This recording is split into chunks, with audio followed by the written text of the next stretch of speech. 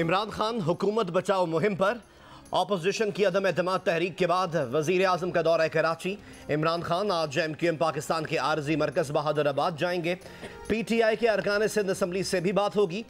कराची से इस्लामाबाद तक लॉन्ग मार्च करने वाली पीपल्स पार्टी के खिलाफ डट जाने की बात करेंगे। वज़ीर आज़म गवर्नर हाउस में अवामी इज्तिमा में शिरकत और खिताब भी करेंगे। वज़ीर आज़म की पीर पगारा से मुलाकात नहीं हो सकेगी। GDA रुकन कौमी असम्बली सायरा बानो ने कहा कि पीर पगारा की तबीयत नासाजी के बायस मुलाकात नहीं होगी। पीर सदरुद्दीन शाह ज़ाती मसरूफियात के बायस खैरपुर में हैं।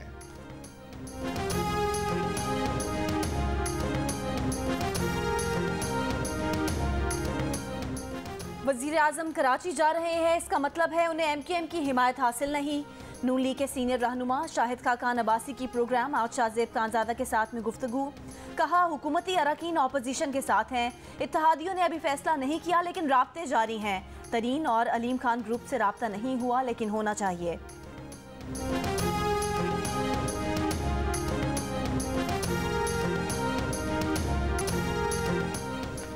अदम एतमाद की तहरीक आ गई। इमरान खान के घबराने का वक्त आ गया। कठपुतली को घर भेजने का वक्त आ गया। पीपल्स पार्टी के चेयरमैन बिलावल भुट्टो जरदारी के वजीर आजम पर वार। डी चौक इस्लामाबाद में अवामी लॉन्ग मार्च से खिताब में कहा, वजीर आजम की टांगें कांप रही हैं, पसीने छूट रहे हैं, पूरे पाकिस्तान का एतमाद उठ चुका। वक्त आ गया है पार्लियामेंट का एतमाद भी वजीर आजम से वापस ले लिया जाए। अपोजिशन का पहला कदम साफ शफाफ इलेक्शन होगा। डी चौक इस्लामाबाद में जलसे के बाद पीपल्स पार्टी ने अवामी मार्च खत्म कर दिया। साबिक सदर आसिफ अली जरदारी का इमरान खान को सड़कों पर निकलने का चैलेंज। कहा, ये कहते हैं कि सड़कों पर निकलकर खतरनाक हो जाएंगे। चैलेंज दिया कि आओ तो सही, पता चल जाएगा कौन खतरनाक है कौन नहीं। इमरान खान को बहुत जल्द बाहर निकालेंगे। तमाम जमातें मिलकर माइनस सिलेक्टेड करेंगी। सिलेक्टेड को बाहर निकालने का वक्त आ गया, इसे बहुत जल्द बाहर निकालेंगे।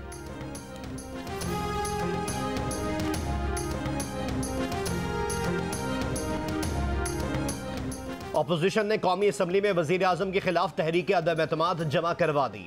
नून लीग, पीपल्स पार्टी और अवामी नेशनल पार्टी के 86 अरकान के दस्तखत मौजूद। कौमी असम्बली की लीगल ब्रांच के मुताबिक अपोजिशन की रिक्वेजिशन पर स्पीकर 14 रोज में इजलास बुलाने के पाबंद है। इजलास बुलाने की हद यानी 14 रोज 22 मार्च बनती है। इजलास बुलाने और तहरीक अदम एतमाद पेश होने के 3 से 7 रोज के दरमियान वोटिंग होगी। आइन में कहीं नहीं लिखा कि इजलास कौमी असम्बली हॉल में ही होगा। कौमी असम्बली का इजलास सेनेट के ऐवान या किसी और मकाम पर भी हो सकता है।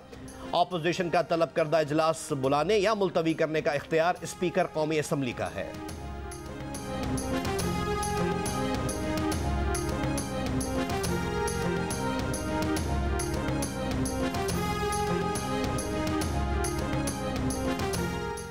ये अपोजिशन की आखिरी वारदात है। इसके बाद 2028 तक कुछ नहीं होगा। हुकूमत कहीं नहीं जा रही, मजीद तगड़ी होकर वापस आएगी। वज़ीर आज़म इमरान खान ने कहा कि फ़ौज पाकिस्तान के साथ खड़ी है, वो कभी इन चोरों का साथ नहीं दे सकते। नवंबर बहुत दूर है, जब वक्त आएगा तो फैसला करेंगे।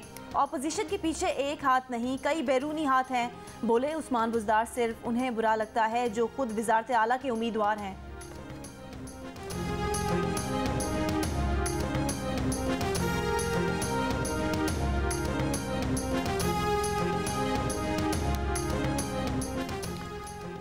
वजीर आजम के खिलाफ अपोजिशन के 3 बड़े एक मेज पर बैठ गए। अपोजिशन लीडर शहबाज शरीफ ने कहा, PTI में जिनके ज़मीर जाग गए उनसे भी कहेंगे आए अपोजिशन का साथ दें। साबिक सदर आसिफ अली जरदारी ने कहा 172 से ज़्यादा अरकान सामने लाएंगे। PTI के दोस्त भी हुकूमत से बेजार हैं। मौलाना फजलुर रहमान ने कहा कि अदम एतमाद कामयाब होगी, कौम निजात की खुशखबरी सुनेगी, उनके दिन गिने जा चुके हैं।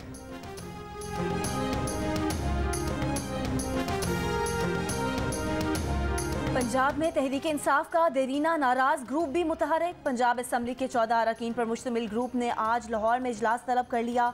नाराज ग्रुप को माजी में उस्मान बुज़दार मना चुके हैं।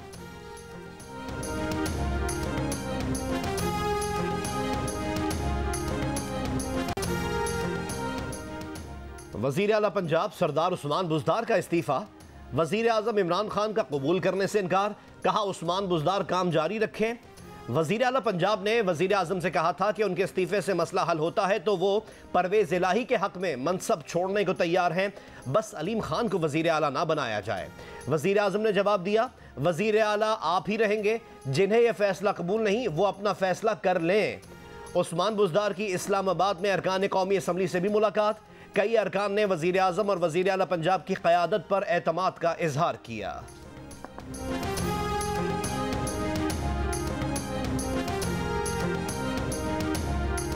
जहांगीर तरीन ग्रुप के रहनुमा सलमान नईम ने कहा है कि परवेज खटक के जरिए वजीर आजम को पैगाम पहुंचा दिया है कि माइनस उस्मान बुज़दार के बाद अब आगे बात होगी। उस्मान बुज़दार को नहीं हटाया गया तो तहरीक अदम एतमाद में तरीन ग्रुप के सारे ऑप्शंस खुले हैं। जहांगीर तरीन जल्द वतन वापस आने वाले हैं। उम्मीद है कि अगले 2-4 रोज़ में फैसला हो जाएगा।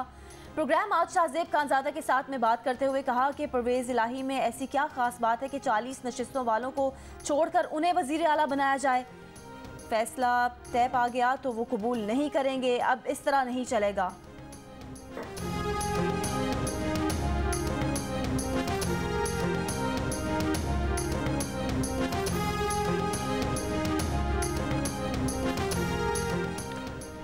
सियासी मंजरनामे की एक और बड़ी खबर, हुकूमती इत्तेहादी जमात मुस्लिम लीग काफ के सरबराह चौधरी शुजात हुकूमत मुखालिफ इत्तेहाद के सरबराह मौलाना फजलुर रहमान से मिलने इस्लामाबाद में उनके घर पहुंच गए। सियासी सूरत हाल पर बातचीत, चौधरी सालिक भी चौधरी शुजात के साथ। काफ लीग के तारिक बशीर चीमा ने कहा, इस वक्त हुकूमत की बैसाखियाँ ज़्यादा मजबूत हैं, हमसे ख़तरा महसूस ना करें, अपने हलकों में देखें, कोई दरार होगी तो हुकूमती हलकों में हो सकती है।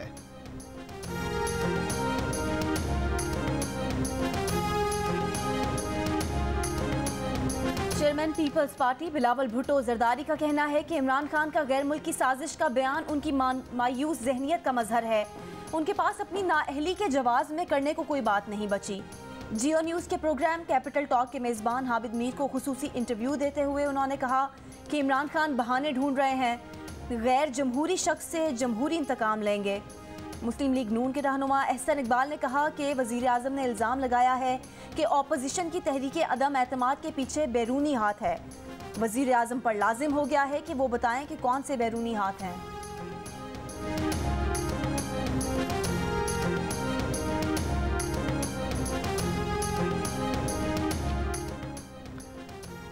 ऑपोजिशन लीडर शहबाज शरीफ ने कहा है, इमरान खान अदम एतमाद को बैरूनी साजिश कहते हैं, इससे ज़्यादा अहमकाना और बेबुनियाद इल्ज़ाम और कोई नहीं हो सकता। मुल्क में तारीखी महंगाई है, बेरोज़गारी है, क्या ये भी बैरूनी साजिश है? हुकूमत ने $3 के बजाय $7 में गैस खरीदी, कर्जे लेकर मुल्क की मईशत को तबाह किया, क्या ये बैरूनी साजिश है? ऑपोजिशन को निशाना बनाया, गंदम, चीनी, LNG, दवाओं और का स्कैंडल, पेशावर BRT, मलम जब्बा, फॉरेन फंडिंग स्कैंडल छुपाए, क्या ये सब बैरूनी साजिशें हैं?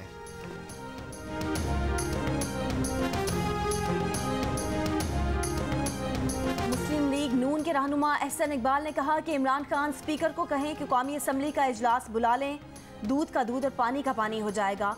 इस्लामाबाद के डी चौक में पीपल्स पार्टी के जलसे से खिताब, ANP के रहनुमा एमल वली खान ने कहा कि इमरान खान को सियासी शहीद नहीं बनने देंगे।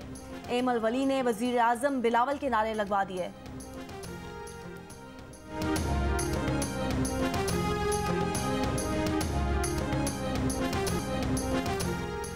हुकूमती अरकान के ऑपोजिशन से राब्ते, मुबैना मशकूक अरकान की निगरानी शुरू करवा दी गई। वजीर आजम को मुबैना तौर पर 28 अरकान की फहरिस्त पेश कर दी गई। ज़राए का कहना है कि सिविल इदारे की जानिब से भेजी गई फहरिस्त में शामिल तमाम अरकान का ताल्लुक तहरीक इंसाफ से है, इत्तेहादी जमातों के अरकान का जिक्र नहीं। फहरिस्त में शामिल बेशतर अरकान वो हैं जो दीगर जमातें छोड़कर तहरीक इंसाफ में आए थे और ये अरकान अदम एतमाद में ऑपोजिशन को वोट दे सकते हैं।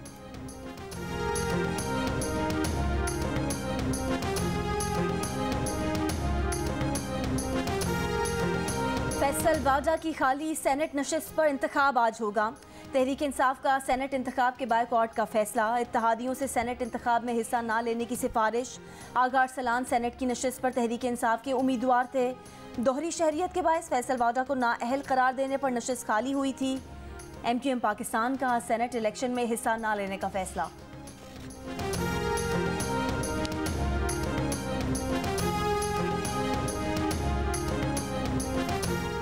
अपने अरकान की पार्लियामेंट में हाजिरी यकीनी बनाने की नून लीग की हिकमत अमली सामने आ गई। नून लीग ने अरकान असम्बली को ग्रुप्स में तकसीम करके हर ग्रुप का लीडर मुकर्रर कर दिया।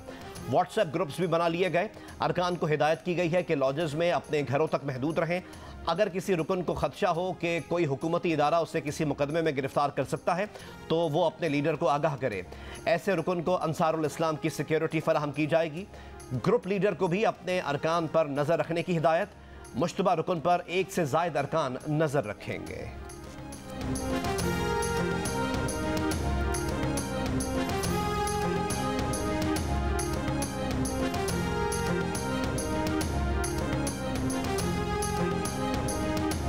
अपोजिशन ने वजीर आजम के खिलाफ तहरीक अदम एतमाद के लिए हुक्मरान जमात के 24 अरकान की हिमायत का दावा कर दिया।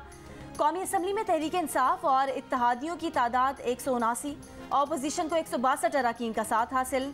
नंबर गेम में हुकूमत को 17 वोटों की बढ़तरी। अपोजिशन का दावा है कि मुस्लिम लीग नून को 16, पीपल्स पार्टी को 6 और JUIF को 2 हुकूमती अरकान ने हाँ कह दी। अपोजिशन के मुस्लिम लीग काफ, MQM और बलोचिस्तान अवामी पार्टी से भी राब्ते। तीनों जमातों के कुल 17 अरकान ऐवान में मौजूद। सिर्फ इन तीनों जमातों का साथ मिल गया तो अपोजिशन को ऐवान में सादा अक्सरियत मिल जाएगी।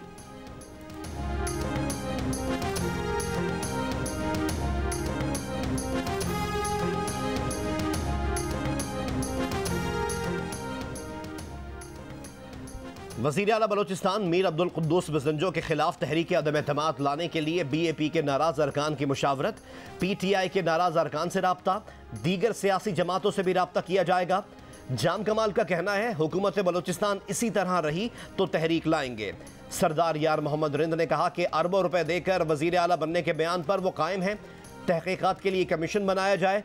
कानूनी माहिरीन का कहना है अब्दुल कुद्दूस बजंजो के खिलाफ 8 अप्रैल 2022 से पहले तहरीक अदम एतमाद नहीं आ सकती।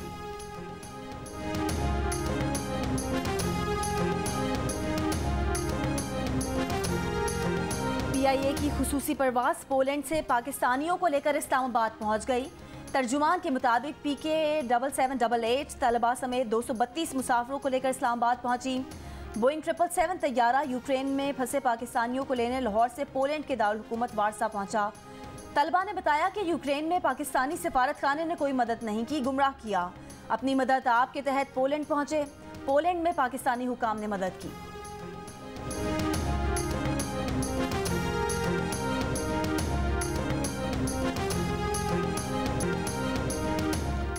यूक्रेन पर रूसी हमले के खिलाफ अमेरिका ने रूसी तेल दरामदात पर पाबंदी लगा दी। बरतानिया का भी रवा साल के आखिर तक रूसी तेल मसनूआत का इस्तेमाल रोकने का ऐलान। आलमी मंडी में ब्रेंट खाम तेल की कीमत $132 और WTI खाम तेल की कीमत $127 फी बैरल पर आ गई। अमरीकी मंडियों में मंदी। अमरीकी सदर जो बाइडन ने कहा कि पाबंदी का मकसद यूक्रेन के खिलाफ जाहरियत पर रूस को सजा देना है। वो रूसी सदर की लड़ाई का हिस्सा नहीं बन सकते।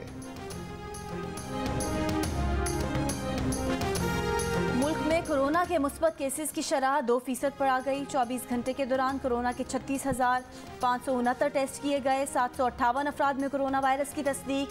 NCOC के मुताबिक कोरोना से मजीद 6 अफराद इंतकाल कर गए।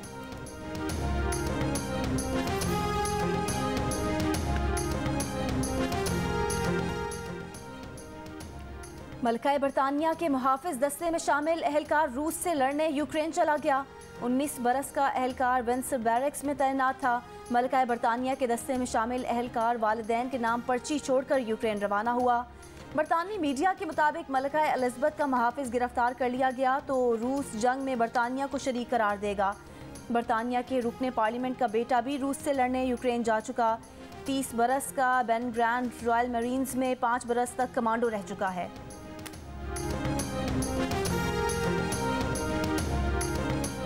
रूस का आज फिर यूक्रेन में फंसे शहरियों को महफूज राहदारी देने का ऐलान।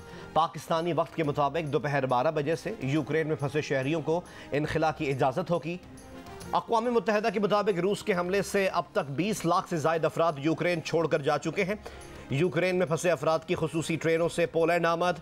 शहरियों ने जियो न्यूज़ को बताया कि वो 4 रोज़ का सफ़र तय करके पोलैंड पहुँचे हैं। यूक्रेन की सूरत हाल पर जियो न्यूज़ की खुसूसी कवरेज जारी।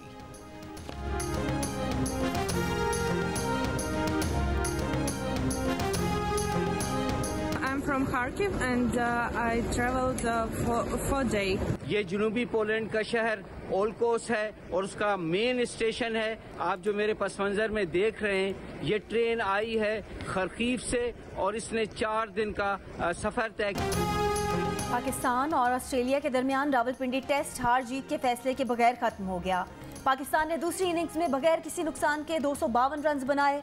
इमामुल हक ने मैच की दोनों इनिंग्स में सेंचुरी स्कोर की। अब्दुल्ला शफीक ने करियर की पहली सेंचुरी बनाई। सीरीज का दूसरा टेस्ट 12 मार्च से कराची में शुरू होगा।